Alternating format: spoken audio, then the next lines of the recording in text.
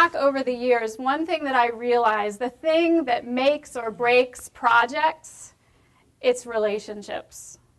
Now, when I sit down with my clients, I said, tell me a little bit about the work that you do. Tell me about your challenges. What makes it so hard?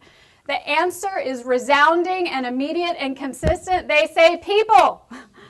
And ain't that the truth, right? There's nothing like people to mess with a perfectly good project plan.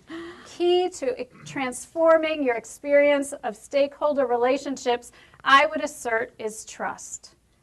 Consider how much easier it is to have a conversation with a customer about scope creep when that customer trusts you. And not far from trust is the subject of influence, because trust has a tremendous impact of influence. Think about the last time you were truly open to the ideas of somebody who you didn't trust. Okay, so here are our goals for today. With that one issue and that one stakeholder in mind, we're going to do three things. First of all, by 1 p.m. and the time you walk out, you will walk out knowing the 4 essential elements of trustworthiness. You're going to walk out understanding what I call the secret weapon of influence. And you're also going to walk out appreciating the paradox of trust and being able to put that to work. There are actually 2 paradoxes I'm going to share with you today. Now, here's a note to start with. None of this is rocket science. It's not nearly as complicated as project management. In fact, it's appallingly simple. The thing is, it just isn't easy.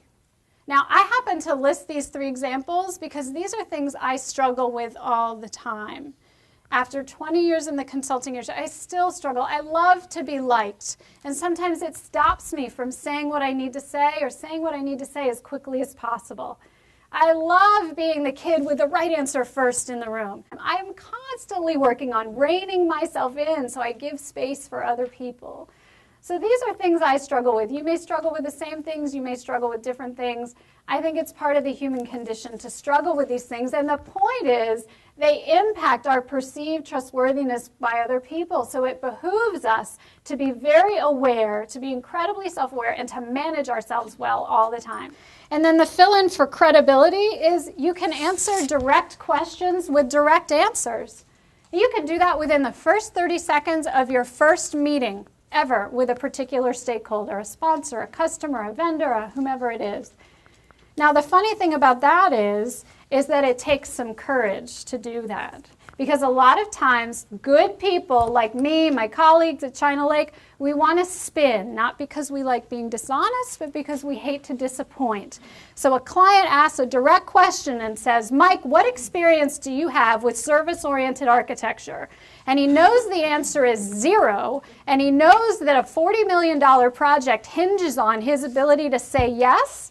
What's he likely to do? What we all do? Well, not exactly, but I've got this and this and this, and it kind of equates to that, and it's virtually the same thing, so we're really okay. And yet it's not answering a direct question with a direct answer. And here's your first paradox of trust. The thing that you're most afraid to say is likely what will build the most trust. Do you have any idea of the relief that the person who asked the question is likely to feel? Particularly the more senior they are, the more spin they tend to get. You all work with C-level clients. They don't get a lot of honesty from a lot of people. And what you've done, what Mike has done in that moment, is established himself as somebody who's different and courageous and willing to tell the truth.